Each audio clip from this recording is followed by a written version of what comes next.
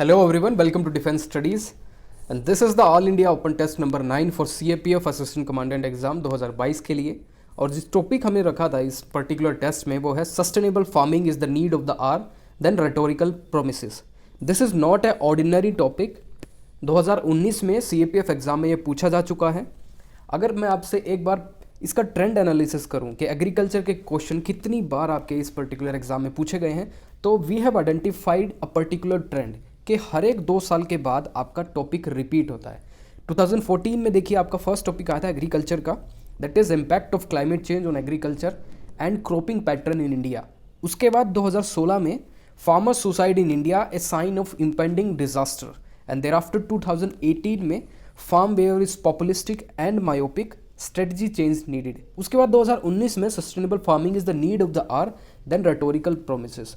तो 2021 में कोई भी आपका एग्रीकल्चर का टॉपिक नहीं आया, ऑल्दो एक रिपोर्ट आई थी एग्रीकल्चर पे, जो रिसेंट क्राइसिस था एग्रीकल्चर में, उस पर एक रिपोर्ट आई थी, but we have not seen any particular ऐसे टॉपिक। तो इट इज़ हाई चांसेस 2022 में आपको एक एग्रीकल्चर पे टॉपिक मिल जाए, तो आपको ये थोरोली प्रिपेयर करना है। उससे पहले हम एक बार जनरल स्टडीज़ पेपर 2 CAPF में जो आया है उसका सिलेबस आपके साथ डिस्कस करेंगे कि part 1 and part B, 2 part हैं। आपका एस्से जो है पार्ट ए में आता है 80 मार्क्स के, ठीक है। तो देर आर सर्टेन की words like modern Indian history, यहाँ से आपको एस्से पूछे जाते हैं। उसके बाद ज्योग्राफी जो है ये है इंपॉर्टेंट, बिकॉज अगर हम देखें तो इकोनॉमी, ज्योग्राफी एंड एग्रीकल्चर बार बार यहीं से आपसे एस्से के टॉपिक पूछे गए हैं। तो ये sustainable farming is the need of the hour geography से ही आया है, एक ब्रॉड हेडिंग है। उसके बाद polity, economy, knowledge of security, human right issue, ये भी कीवर्ड्स हैं, यहीं से आपको ऐसे मिलते हैं। तो मेनली जब भी आप न्यूज़पेपर पढ़े ये कीवर्ड्स माइंड में रखें, इनसे रिलेटेड जो भी आपको न्यूज़ मिले आप वहाँ से नोट्स बनाएं। तो ये थे वो 6 टॉपिक्स जो आपके 2019 में पेपर 2 में CAPF एग्जाम में स्पेशली मिले थे। एक जो टॉपिक है the complexity and unpredictability of Indian politics, this one we have already discussed, and the impact of social media on social relationship and the earth is not for human only, ये अभी हम discuss करने वाले हैं कुछ ही दिनों में। तो today's topic will be the sustainable farming is the need of the hour then rhetorical promises. तो सबसे पहले आपको ये पता होना चाहिए कि आपको कितने वर्ड्स में ये ऐसे लिखना है। For the CAPF candidates 300 words में आपको ये लिखना होता है। आपको 3 A4 साइज शीट दी जाती हैं, ठीक है। तो आपके दिमाग में ये रहना चाहिए कि मुझे इंट्रोडक्शन में कितने वर्ड्स, बॉडी में कितने वर्ड्स एंड कंक्लूजन में कितने वर्ड्स। तो मैं आपको एक आइडियल इसका स्ट्रक्चर दूं तो introduction you have to complete in 60 to 70 words. Body में आप 180 से 200 वर्ड्स तक लिख सकते हैं, 180 to 200 वर्ड्स, प्रोवाइडेड आप इसको 4 पैराग्राफ में लिखें, एटलीस्ट 4 पैराग्राफ, जो कि आपका 30 वर्ड्स का हो, एक 30 to 40 वर्ड्स के 4 पैराग्राफ आपको बॉडी में लिखने चाहिए। कंक्लूजन आपको 50 वर्ड्स में कंक्लूड कर देना चाहिए। तो ये तो होगी स्ट्रक्चर की बात। उसके बाद अप्रोच, तो मेनली जब भी आप कोई ऐसे लिखते हैं you should keep approach in your mind. जैसे एग्रीकल्चर का कोई टॉपिक आएगा तो I will approach in this way, जैसे कि मेरे पास रेडीमेड डेटा है, इकोनॉमिक सर्वे का है, या फिर कोई पर्टिकुलर रिपोर्ट है, ठीक है, कोई इवेंट है, फैक्ट है, डेटा है, फिगर है, GDP रिपोर्ट है कि कितना कंट्रीब्यूशन एग्रीकल्चर का। तो ये सब चीज़ें जैसे एग्रीकल्चर से रिलेटेड होगी, सिक्योरिटी से रिलेटेड होगी, इकोनॉमी से, सोशल जैसे सोसाइटी से रिलेटेड, सोशल इशूज से रिलेटेड आपके पास कोई रिपोर्ट है, तो सबको सेग्रीगेट करके इसमें पढ़िए। So it will be very easy for you in the examination hall में, अगर आपके पास पहले से ही प्रिपेयर कुछ डेटा है, फैक्ट है, फिगर है, ठीक है, जो कि आप पर्टिकुलर ऐसे टॉपिक में यूज़ कर सकते हैं, ठीक है। आपका एक तो टाइम बचेगा वहाँ पे, दूसरा आपको लिखते टाइम, ठीक है, ये नहीं महसूस होगा कि we are diverting from particular issue, आप उसी के रेलिवेंट लिखेंगे, आपका टाइम बचेगा। दूसरा आप में कॉन्फिडेंस आएगा अगर आपके पास कुछ एक रिपोर्ट, इंडिसेस, फैक्ट, फिगर हैं रिगार्डिंग दिस सब्जेक्ट, जैसे एग्रीकल्चर से रिलेटेड या फिर इकोनॉमी से रिलेटेड, ठीक है। तो please prepare according to that. उसके बाद अगर मैं इस टॉपिक को देखूँ, sustainable farming is the need of the hour then rhetorical promises, 3 keyword मुझे इसमें दिख रहे हैं। तो 3 कीवर्ड हैं sustainable farming, second is need of the hour, means urgent basis पे सस्टेनेबल फार्मिंग पे फोकस करना है। तीसरा है rhetorical promises. What are those rhetorical promises? Rhetorical promises means false promises जो पॉलिटिकल पार्टीज करती हैं for the vote bank politics. जैसे अभी रिसेंट यूपी इलेक्शन है तो वहाँ पे one particular party has released a manifesto, उसमें उन्होंने बोला है we will provide a guaranteed MSP, farm loan waiver भी प्रोवाइड करेंगे, and we will provide a pension for farmers also. और गवर्नमेंट ने ये भी बोला है कि doubling farmers income by 2022, we have entered into 2022 but we have not seen any particular positive rise in the farmers income में कुछ ज़्यादा इंप्रूवमेंट हमें देखने को नहीं मिली है, ठीक है, but these are rhetorical promises. तो सस्टेनेबल फार्मिंग दूसरी जगह रेटोरिकल प्रोमिसेस, तो दोनों को आपको कंपेयर करना है कि one side what government is promising, दूसरी साइड क्या है अनसस्टेनेबल प्रैक्टिसेस हो रही हैं, ठीक है, and what makes the farming unsustainable, क्या वो प्रैक्टिसेस हैं जो फार्मिंग को अनसस्टेनेबल बनाती हैं, जैसे स्टबल बर्निंग, पुराली जलाना, जैसे नॉर्दर्न स्टेट्स में पंजाब, हरियाणा, उत्तर प्रदेश की बात हो रही है जहाँ, उससे क्या क्या इफेक्ट होता है, एक तो सॉइल फर्टिलिटी डिक्रीज होती है, दूसरा बायो ऑर्गेनिज्म जो होते हैं सॉइल्स में वो मरते हैं, तीसरा एनवायरमेंटल कंसर्न, जैसे स्टबल बर्निंग के बाद दिल्ली में किस तरह से प्रॉब्लम क्रिएट होती है, उसके बाद इनएफिशिएंट इरीगेशन टेक्निक्स, ये भी अनसस्टेनेबल फार्मिंग का एक क्या है एग्जाम्पल, जैसे फ्लड इरीगेशन मेथड कहाँ पे यूज़ होता है, राइस में, जैसे पैडी कल्टीवेशन वहाँ पे फ्लड इरीगेशन मेथड होता है, तो एक पर्टिकुलर एरिया को पूरा फ्लडेड किया जाता है, वहाँ पे छोटी छोटी सैपलिंग लगाई जाती है राइस की, ठीक है, तो ये एक बहुत ही क्या है इनएफिशिएंट वे। दूसरा है over extraction of ground water, तो वो पानी आता कहाँ से, ग्राउंड वाटर से, ठीक है, we haven't seen much of improvement in the irrigation facilities, assured irrigation facilities, जैसे कैनाल या फिर और भी छोटी छोटी जो स्ट्रीम्स हैं वो हर एक खेत तक नहीं जाती, तो वहाँ पे क्या होता है ट्यूबवेल इरीगेशन का सहारा लेते हैं।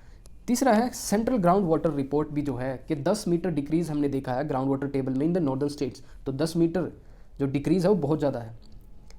नेक्स्ट है एग्रो क्लाइमेट सूटेबल क्रॉप्स, तो this agro climatic suitable crops जो है are not grown according to the their region, जैसे अगर मैं नॉर्दर्न स्टेट्स की बात करूँ Punjab, Haryana, they are not suitable for the paddy cultivation, rice cultivation के लिए ये एरिया सूटेबल है ही नहीं, because there is no particular assured irrigation facilities, like यहाँ पे मानसून डिले होता है, ठीक है, मानसून रेनफेड पे ही डिपेंडेंट है, ऑल्दो ट्यूबवेल इरीगेशन पे मोस्टली लोग डिपेंड हैं, कैनाल इरीगेशन पे, ठीक है, इससे क्या होता है बहुत सारी प्रॉब्लम्स हैं, problems like over extraction of water, उसके बाद they will use more fertilisers, ठीक है, तो इस तरह से आप इसको कनेक्ट कीजिए, rather than growing this rice in this areas we should grow rice in कहाँ पे जाए, तो डेल्टा रीजन्स में, delta regions in coastal regions, Tamil Nadu, Kerala, Karnataka, Andhra Pradesh, यहाँ पे ये सूटेबल है, ठीक है, जहाँ पे वाटर अबंडेंस में है।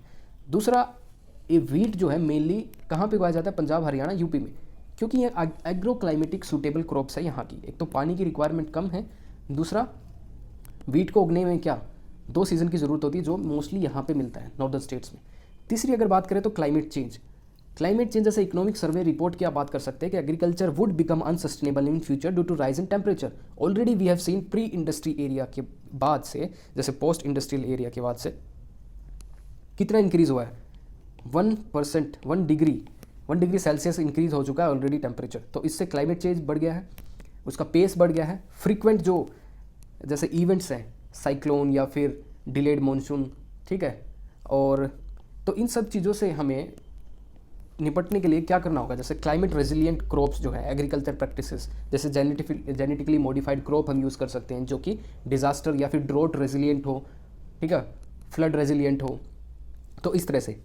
तीसरा है मिटिगेशन एंड एडेप्टेशन टेक्निक, जो मैंने अभी बोला है कि जेनेटिकली मॉडिफाइड सीड्स का आप यूज़ कर सकते हैं जो कि ड्रोट एंड फ्लड रेजिलिएंट होंगे। तीसरा टेक्निक्स सिखा सकते हैं हम फार्मर्स को, कैसे माइक्रो इरीगेशन टेक्निक, क्योंकि in future we will be seeing climate change, जहाँ पे चेंज इन मानसून पैटर्न होगा, कहीं पे माइक्रो इरीगेशन सिस्टम की ज़रूरत पड़ेगी, एश्योर्ड इरीगेशन की ज़रूरत पड़ेगी, जहाँ पे मेनली रेन फेड इरीगेशन है, कहाँ पे सेंट्रल इंडिया में जैसे मध्य प्रदेश एंड महाराष्ट्र, यहाँ पे जो एग्रीकल्चर है mainly dependent on rain fade agriculture practices. उसके बाद एश्योर्ड इरीगेशन कहाँ है, पंजाब, हरियाणा, यूपी, यहाँ पे कैनाल सिस्टम बहुत अच्छी तरह डेवलप्ड है। उसके बाद अगर हम देखें तो सब्सिडीज़ किस तरह से पार्ट प्ले करती हैं हमारे एग्रीकल्चर को अनसस्टेनेबल बनाने के लिए। पहला है पावर सब्सिडीज़ मेकिंग फार्मिंग मोर अनसस्टेनेबल। जैसे पावर सब्सिडी है, फार्मर्स को सब्सिडी दी जाती है, इससे क्या होता है सबसे ज़्यादा ओवर एक्सट्रैक्शन ऑफ वाटर होता है, बहुत ही सस्ती उनको इलेक्ट्रिसिटी दी जा रही है, ट्यूबवेल चलते रहते हैं इन द, ठीक है, ड्यूरिंग समर सीजन, और ओवर एक्सट्रैक्शन होता रहता है पानी का। तीसरा है fertiliser subsidies used in excess, तो फर्टिलाइजर सब्सिडीज़ भी इतनी ज़्यादा है कि फार्मर्स उनको एक्सेस में यूज़ कर सकते हैं टू गेट प्रोडक्शन, तो ज़्यादा प्रोडक्शन के चक्कर में farmers are using excess subsidies which will affect soil, biodiversity, human health, and हमने पंजाब में भी देखा है cases of cancer in Punjab. और जो ये है excess fertilisers which enters into the food chain में भी एंटर होता है। बायोमैग्निफिकेशन एक आपने पर्टिकुलर टर्म देखी होगी, क्लास 10th में है, जो आपका बायोलॉजी वाला पार्ट है कि बायोमैग्निफिकेशन क्या है, वहाँ से आप देख लेना कि एक्यूमुलेट होता जाता है आपका दिस कार्सिनोजेनिक सब्सटेंस। जैसे इसको पहले फिश खाएगी, there after humans will eat या फिर बर्ड्स विल ईट, तो एक ये बायोमैग्निफिकेशन हो जाता है। उसके बाद diversification in agriculture, cropping pattern अगर देखें तो हॉर्टिकल्चर पे हम मूव कर सकते हैं कन्वेंशनल क्रॉप से लेके। तो हॉर्टिकल्चर में fruits and vegetables less water intensive है, एक्सपोर्ट ओरिएंटेड है, ज़्यादा इनकम इससे मिलती है। एग्रो इंडस्ट्रीज़ भी सेटअप कर सकते हैं अगर किसी एरिया में हॉर्टिकल्चर फार्मिंग हो रही है तो उसके नज़दीक ही एग्रो इंडस्ट्रीज़ आके वहाँ पे सेटअप हो सकती है। फूड प्रोसेसिंग इंडस्ट्रीज़, हम मिलेट्स को उगा सकते हैं जैसे कोर्स ग्रेन, बाजरा, ठीक है, पल्सेस, जिसमें कम रिक्वायरमेंट होती है पानी की। तीसरा, इंफ्रास्ट्रक्चर डेवलपमेंट। किसी भी चीज़ को जैसे सक्सेसफुल बनाने के लिए वी नीड इंफ्रास्ट्रक्चर। एग्रीकल्चर के लिए क्या क्या इंफ्रास्ट्रक्चर हो सकता है, जैसे better financial and credit facility to the farmers to buy raw material. कोई भी काम शुरू करने से पहले you need a raw material खरीदने के लिए यू नीड इनपुट कॉस्ट। तो इनपुट कॉस्ट आपको कौन देगा? बैंक। तो बैंक को टाइमली रिलीज़ करना चाहिए क्या?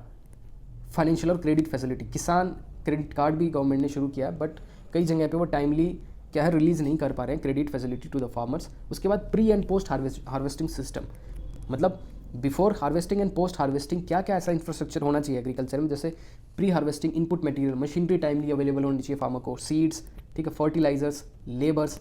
उसके बाद पोस्ट हार्वेस्टिंग सिस्टम जैसे स्टोरेज, वन पर्टिकुलर क्रॉप है जैसे जो कि टेम्परेचर सेंसिटिव है, उसको कोल्ड स्टोरेज में रखना जरूरी है। तो we need a warehouses जो कि कहाँ से, फार्म के नज़दीक हो या फिर कुछ ट्रांसपोर्ट फैसिलिटी हो, जैसे किसान एक्सप्रेस महाराष्ट्र से दिल्ली से चलती है, जो मेनली बनाना लेके आती है कि कुछ ही टाइम के बाद वो ख़राब हो जाती है वो क्रॉप, ठीक है। जैसे विलेजेस से हम कंजम्पशन सेंटर तक पहुंचा सके with the help of transport. जैसे किसी विलेजेस में अगर कच्चा रास्ता है तो वहाँ पे मेटलिक रोड बना के या फिर कुछ एश्योर्ड ट्रांसपोर्ट फैसिलिटीज़ बना के जैसे कंजम्पशन सेंटर तक, सिटीज़ तक हम इजीली वहाँ पे पहुँचा सके। उसके बाद मार्केट जैसे APMC मंडीज़ हैं।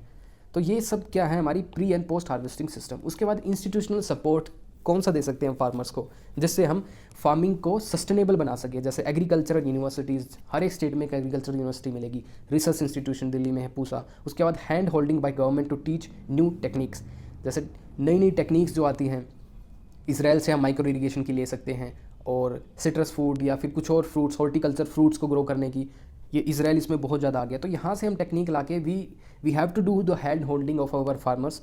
उनके फार्मर्स को हम अपने फार्मर्स को हम सिखा सकते हैं नई टेक्निक्स, प्रोवाइडेड गवर्नमेंट इसमें बहुत ज़्यादा उनको हेल्प करे। तो एक और जो इंपॉर्टेंट मिशन है जैसे national action plan for climate change, उसके अंडर एक सब प्लान है national mission on sustainable agriculture. तो national mission on sustainable agriculture में डिफरेंट मिनिस्ट्रीज हैं, जैसे ministry of agriculture, ministry of rural development, ministry of water and sanitation, ministry of consumer affairs to marketize the agriculture products. तो एक अपेडा करके भी एक इसके अंदर ऑर्गेनाइजेशन है जैसे कंज्यूमर अफेयर्स के अंडर, जो किसको एक्सपोर्ट ओरिएंटेड बनाती है, किसी भी प्रोडक्ट को, फार्मिंग जो एग्रीकल्चर प्रोडक्ट को एक्सपोर्ट ओरिएंटेड बनाती है दूसरे देशों में एक्सपोर्ट करने के लिए। तो ये जो है national mission on sustainable agriculture, इसमें हर एक मिनिस्ट्री का इसमें रोल डिफाइन है कि रूरल मिनिस्ट्री किस तरह से एग्रीकल्चर किस तरह से काम करेगी, ministry of agriculture, water and sanitation, consumer affairs.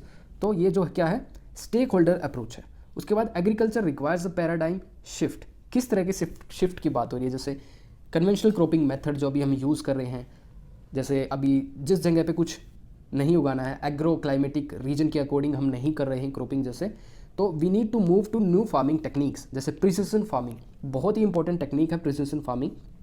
उसके बाद यूज़ ऑफ आर्टिफिशियल इंटेलिजेंस का हम यूज़ कर सकते हैं वेदर फोरकास्टिंग में कि मॉनसून इस साल डिले होगा या नहीं होगा, प्रिसिशन फार्मिंग का हम यूज़ कर सकते हैं। कहाँ पे पेस्ट किस एरिया में, जैसे दिस इज़ अ फार्म, यहाँ पे हमें पेस्ट दिखाई दे रहे हैं, इन्फेक्टेड हो गई है, तो we can use the drone का यूज़ करके वहाँ पे हम पर्टिकुलर एरिया को टारगेट कर सकते हैं। उसके बाद ऑर्गेनिक फार्मिंग जो गवर्नमेंट का पुश है, सिक्किम सबसे पहली ऑर्गेनिक फार्मिंग स्टेट बनी थी। जीरो बजटिक फार्मिंग या फिर लैंड पूलिंग एक इंपॉर्टेंट कॉन्सेप्ट है। जैसे कि एक छोटा फार्मर है, अभी हम देखें नाबार्ड की रिपोर्ट है, इसमें बोला है कि 1.15 हेक्टेयर इतना एक एवरेज साइज़ है फार्मर्स का।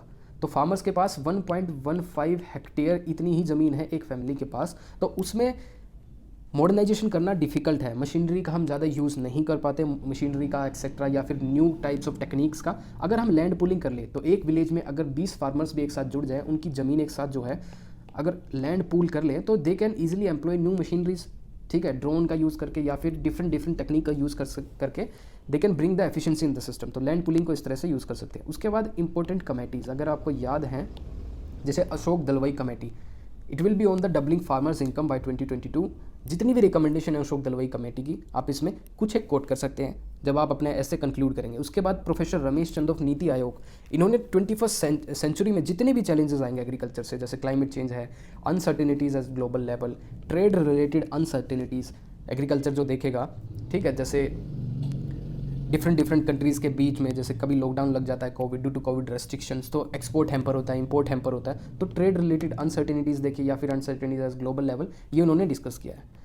तो these are the few information मैंने जो आपके साथ शेयर की है कि आप किस तरह से इस पर्टिकुलर टॉपिक को, sustainable farming is the need of the hour then rhetorical promises, मैंने आपको एक ब्रीफ डेटा दिया है। पूरी वीडियो का जो आइडिया है यही है कि आप इसमें से कौन सी इंपॉर्टेंट चीज़ लिख सकते हैं। सभी चीज़ें रेलिवेंट है, जैसे इनएफिशिएंट इरीगेशन टेक्निक हो गई, या फिर agro climatic suitable crops, subsidies, climate change की कवर कर लिया हमने, डाइवर्सिफिकेशन एग्रीकल्चर, इंफ्रास्ट्रक्चर डेवलपमेंट हमने कवर कर लिया, institutional supports, national mission sustainable agriculture, किस तरह की शिफ्ट चाहिए हमें, इंपॉर्टेंट कमेटी, सब कुछ हमने डिस्कस कर लिया। इट इज़ योर प्रेरोगेटिव, आप इसमें से कौन सी डेटा या फिर कौन सा कॉन्सेप्ट यूज़ करना चाह रहे हैं अपने 300 वर्ड्स में, किस में आप फेमिलियर हैं। तो मेरा होल आइडिया ये वीडियो बनाने का यही है, क्या आप रेलिवेंट इसमें लिख सकते हैं।